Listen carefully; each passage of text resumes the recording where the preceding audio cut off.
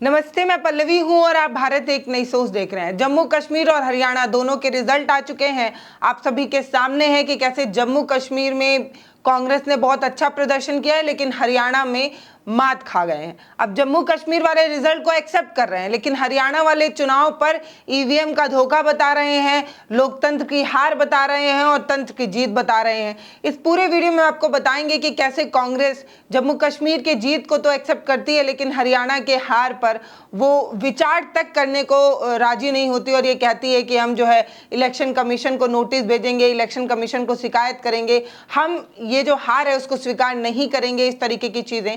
एक press conference भी कल की गई, उसको भी हमने आपको दिखाया कि कैसे प्रेस कॉन्फ्रेंस करके कांग्रेस ने पूरे नतीजे को सिरे से नकार दिया है।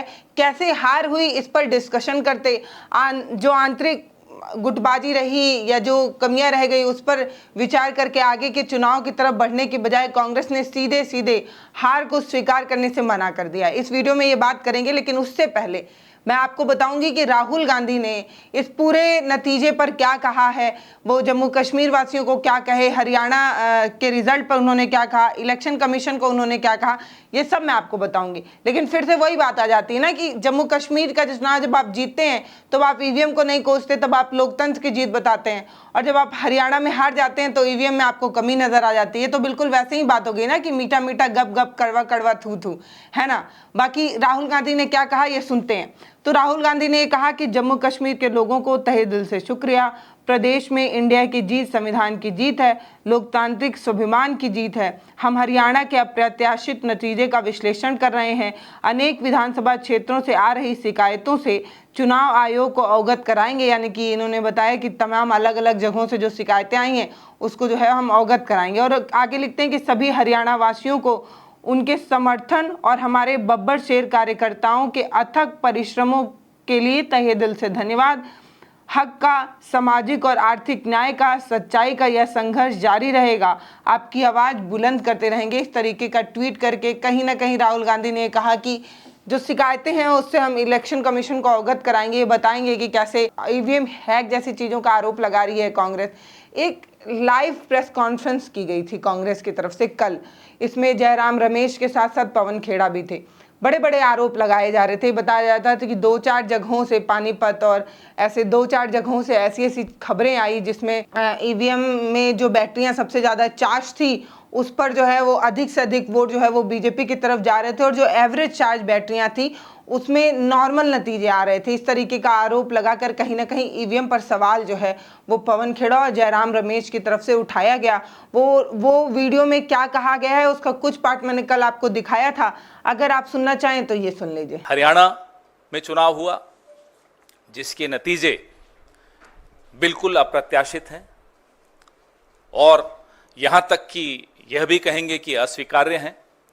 जिस तरह की शिकायतें लगातार आ रही हैं, अभी हम जयराम रमेश जी और मैं जिस कमरे में बैठे थे वहां भी लगातार शिकायतें, हमारे नारनौल के कैंडिडेट राव नरेंद्र सिंह हो गए या पानीपत के कैंडिडेट हो गए, 3 जिलों से हिसार, महेंद्रगढ़, पानीपत, यहाँ से लगातार शिकायतें आ रही कि कैसे बैटरीज जो मशीन की थी वो 99% थी, और जिन मशीनों की बैटरीज 99% थी उन मशीनों में नतीजा एक आया, हमें हराने वाला नतीजा आया, और जो मशीनें नहीं, जिनको छेड़ा गया, जिनकी बैटरी 60-70% जो स्वाभाविक है होनी चाहिए थी, उसमें हम जीत रहे हैं हमारे कैंडिडेट।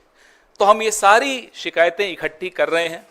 हमारे कैंडिडेट्स ने वहाँ रिटर्निंग ऑफिसर्स को शिकायतें दी हैं और दे रहे हैं अभी, लेकिन आने वाले कुछ दिनों में ये सारी शिकायतें लेकर हम चुनाव आयोग में जल्दी ही जाएंगे और अपनी शिकायत वहां दर्ज कराएंगे। इस तरह का नतीजा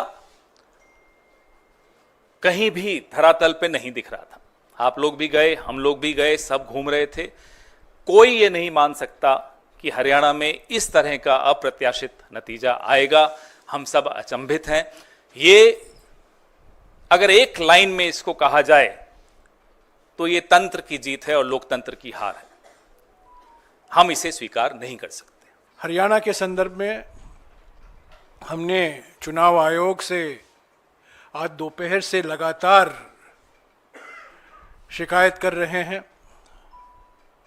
उनसे जवाब भी आया है, उस जवाब का जवाब भी मैं दे रहा हूं।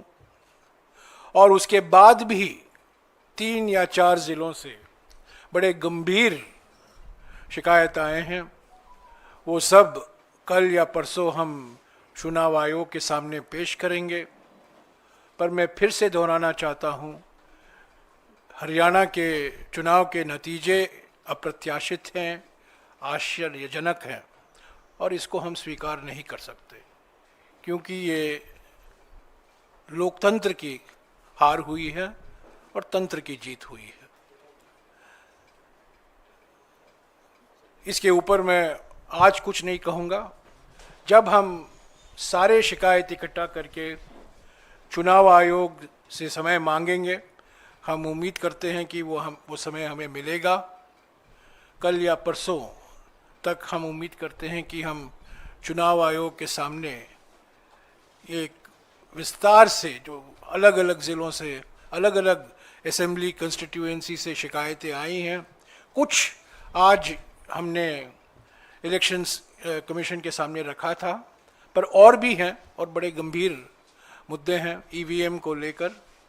और जिस तरीके से एक माहौल पैदा करने की प्रयास की गई, दबाव स्थानीय अधिकारियों पर लाया गया, और जहां जिन जिन सीटों में हमारी हारने की कोई गुंजाइश नहीं थी, वहां हम हारे हैं।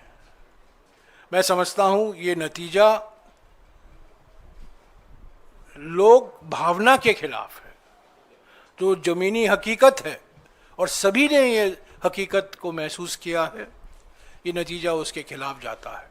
अब जयराम रमेश ये कह रहे हैं कि हमारी जीत हमसे छीनी गई है और हमें ये जो हार है उसको हम स्वीकार नहीं करते और हमें यकीन ही नहीं हो रहा है, क्योंकि ज़मीन पर जिस तरीके की चीज़ें थी उसके बहुत उलट नतीजे आए हैं। आप सभी को पता है कि एग्जिट पोल क्या कह रहे थे, ज़मीन पे हालात क्या कह रहे थे, लोग क्या कह रहे थे, लेकिन इस तरीके की हार को तो स्वीकार किया ही नहीं जा सकता, क्योंकि हरियाणा में ऐसा माहौल था नहीं। इस तरीके की बात जयराम रमेश और पवन खेड़ा सब लोग कहते नजर आए। लेकिन आज जब राहुल गांधी ने ट्वीट कर ये बात कही कि उन्हें भी ऐसा लगता है कि जो हरियाणा में रिजल्ट आए हैं वो अप्रत्याशित हैं, उस पर यकीन नहीं कर पा रही है कांग्रेस। तो बड़ा सवाल यही है कि क्या सच में हरियाणा में कुछ झोल हुआ है, क्या सच में हरियाणा में ईवीएम के साथ कुछ खेल हुआ है।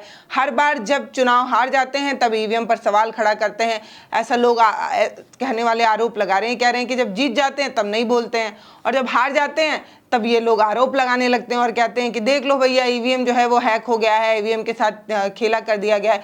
तो इस पर अखिलेश यादव का एक बयान जो है वो बहुत तेजी से वायरल हो रहा है। वो कह रहे हैं कि हमें ईवीएम पर कल भी यकीन नहीं था, आज भी यकीन नहीं है और आगे भी यकीन नहीं रहेगा। अगर मैं यूपी के 80 सीटें भी जीत जाता हूँ, 80 में से 80 भी, तब भी मुझे ईवीएम पर यकीन नहीं रहेगा। ईवीएम पे मुझे कल भी भरोसा नहीं था, आज भी नहीं भरोसा। मैं 80 के 80 सीट जीत जाऊं तब भी नहीं भरोसा। और मैंने अपने चुनाव में कहा था अध्यक्ष महोदय कि ईवीएम से जीत करके ईवीएम हटाने का काम करेंगे। न ईवीएम का मुद्दा मरा है, न जाएगा खत्म। जब तक ईवीएम नहीं हटेगी हम समाजवादी लोग उस बात पर अड़ग रहेंगे। इस तरीके की बात अखिलेश यादव जो कहते हैं वो जो है वो बहुत तेजी से वायरल किया गया और ये कहा गया कि किसी भी चीज़ का विरोध करना हो तो ऐसे कहो कि वो आपके साथ हो, आपके लिए फ़ायदा ला रहा हो तो भी आपके लिए बुरा है, और जब आपके लिए फ़ायदा नहीं ला रहा हो तब भी आपके लिए बुरा है। ऐसे विरोध करो तो विरोध का कोई मतलब बनता है। इस तरीके की बात जो है वो कही गई। बाकी ये सब कुछ जो हो रहा है उस पर राहुल गांधी ने जो कहा उसको देखकर ऐसा लगता है कि जो वर्तमान में जो परिस्थितियां हैं उसको स्वीकार कर आगे की लड़ाई में और मजबूती से आगे बढ़ना चाहिए, ना कि उस पर लड़कर झगड़कर शिकायत करके उस इतिहास को ही याद रख के आप अपना वर्तमान न बिगाड़ लें। ऐसी एक हिदायत हमारी तरफ से तो दी जा रही है, क्योंकि महाराष्ट्र में भी चुनाव है और वो भी अपने आप में बहुत महत्वपूर्ण है। आम आदमी पार्टी ने भी कहा ना कि हर चुनाव अपने आप में महत्वपूर्ण होता है और किसी को भी छोटा और कमतर आंक कर जो है ओवर कॉन्फिडेंस में नहीं आना चाहिए। बहुत लोग तो यही कह रहे हैं कि कांग्रेस की हार की बड़ी वजह उसकी ओवर कॉन्फिडेंस है। वो ओवर कॉन्फिडेंस में आ गई थी, उसका असर लग रहा था कि जीतेंगे तो हम ही, तो लो भैया आ गया रिजल्ट, अब मनाओ जश्न। और एक चीज़ जो लगातार ट्रेंड में चल रही थी वो थी जलेबी, जलेबी को लेकर लोग लगातार लिख रहे थे कि अरे भाई जलेबी भेजो, जलेबी खिलाओ, इस सारी चीज़ों को। तो जम्मू कश्मीर पर आपने धारा 370 हटाया, विशेष राज्य का दर्जा हटाकर जम्मू कश्मीर में 35A जैसी चीज़ें हटाकर आपने ये बताया था ना कि जम्मू कश्मीर बहुत बढ़िया हो गया है, अच्छा हो गया है, लॉ एंड ऑर्डर बढ़िया हो गए हैं। जम्मू कश्मीर में हालात ऐसे हैं कि आज चुनाव हो तो हम जीत जाएं। लेकिन जम्मू कश्मीर की हार पर भी तो बात करिए। ये दोनों पार्टियों पर सामान्य लागू होता है। मतलब अगर बीजेपी वाले जलेबी का मजाक बना रहे हैं तो आप भी तो बोलिए ना कि आपने जम्मू कश्मीर पर कितना झूठ कहा था और वहाँ पर लोग कितना नाराज थे जम्मू कश्मीर में। उसकी हार का भी विश्लेषण भाजपा को भी करना चाहिए और ऑब्वियस सी बात है कांग्रेस को तो करना ही चाहिए कि हरियाणा में इतनी बड़ी हार कैसे मिली। मतलब इसलिए बड़ी कह रही हूँ क्योंकि ये बताया जा रहा था कि 60 तक सीटें जो है वो हरियाणा में कांग्रेस ला रही है, लेकिन देखिए हालात क्या हुए कि आखिर में जाकर बीजेपी जीत जाती है। 10 सालों से सरकार चलाने के बाद कई कमियां ऐसी हुई होगी बीजेपी की तरफ से, और मुद्दे तो ठीक ठाक ही राहुल गांधी ने उठाए थे। मतलब बेरोजगारी का मुद्दा हो या आप देखें तो वहाँ पर हरियाणा में जिस तरीके से नशा अपने आप में बढ़ रहा है वो, फिर उसके बाद कैसे विदेश में बच्चे जो है वो जा रहे हैं, किस तरीके से नौकरी के लिए परेशान होकर डंकी मार रहे हैं, उन सब मुद्दे तो ठीक ठाक ही उठाए थे। लेकिन इसके बावजूद क्या वो बड़ी वजहें रह गई जिसकी वजह से हार का सामना करना पड़ा, ये सोचना होगा। और कहीं आपसी गुटबाजी और आपसी नाराजगी और आपसी लड़ाई तो ये बड़ी वजह नहीं बन गई हार की। और अगर आप अपना विश्लेषण करके आपस में ठीक से जो है वो डिस्कशन नहीं करेंगे तो आने वाले चुनाव में भी जो है आपको भारी हार का सामना करना पड़ सकता है। हालांकि लोग ये कह रहे हैं कि वोट प्रतिशत की बात की जाए तो हरियाणा में कांग्रेस ने अच्छा प्रतिशत जो है वो हासिल किया था और पॉइंट कुछ कम ही जो है वो बीजेपी और कांग्रेस का रहा।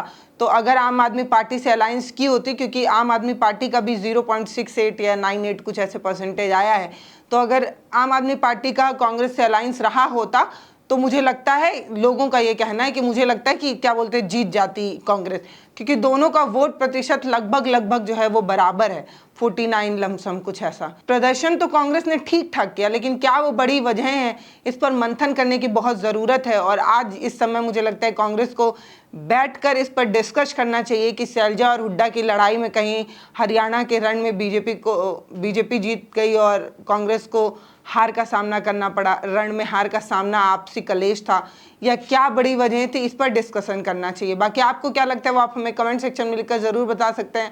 आपको क्या लगता है कि ईवीएम के इस हल्ले से चुनाव आयोग की नींव टूटेगी या उनकी बात सुनी जाएगी या नहीं सुनी जाएगी, या हर बार की तरह इलेक्शन कमीशन ये कहेगा कि जब हार जाते हैं तो ईवीएम चिल्लाने लगते हैं, ईवीएम का रोने लगते हैं, इस तरीके की चीज़ें। क्योंकि चुनाव आयोग भी लगातार इस तरीके की बात हमेशा विपक्ष को कहता ही रहता है कि जब हार जाते हैं तब इन्हें जो है वो ईवीएम जो है वो सौतन नज़र आने लगती है और जब जीत जाते हैं तो इनकी अपनी प्रियतम नज़र आने लगती है। इस तरीके की चीज़ें चुनाव आयोग भी कहता रहा है। तो आपको क्या लगता है वो आप हमें कमेंट सेक्शन में लिखकर ज़रूर बताइएगा। बाकी ये भी बताइएगा कि क्या हरियाणा में ये जो हार का सामना कांग्रेस को करना पड़ा उसकी क्या बड़ी वजहें थी, आपसी कलेश बड़ी वजहें थी, या इंडिया अलायंस जो अलग अलग जगहों पर था उसे हरियाणा में लागू ना करके तमाम पार्टियों को अलग करके अपने आप को श्रेष्ठ बताकर अलग लड़ने की ये जो कोशिश कांग्रेस ने की वो बड़ी वजह थी। क्या बड़ी वजह थी वो आप हमें कमेंट सेक्शन में लिखकर बता सकते हैं। बाकी वीडियो आपने यहाँ तक देख लिया है तो वीडियो को शेयर भी कर दीजिए अगर इंपॉर्टेंट लगा हो तो। बाकी नमस्ते, मैं पल्लवी हूँ, आप भारत एक नई सोच देख रहे हैं। अगर आप मेरा वीडियो फेसबुक पर देख रहे हैं तो हमें फॉलो करिए, यूट्यूब पर देख रहे हैं तो हमें सब्सक्राइब करिए, वीडियो को शेयर ज़रूर करिए। बाकी हमारा एक ऐप भी है, प्ले स्टोर पर जाकर आप हमारे ऐप को डाउनलोड कर सकते हैं। बहुत बहुत धन्यवाद।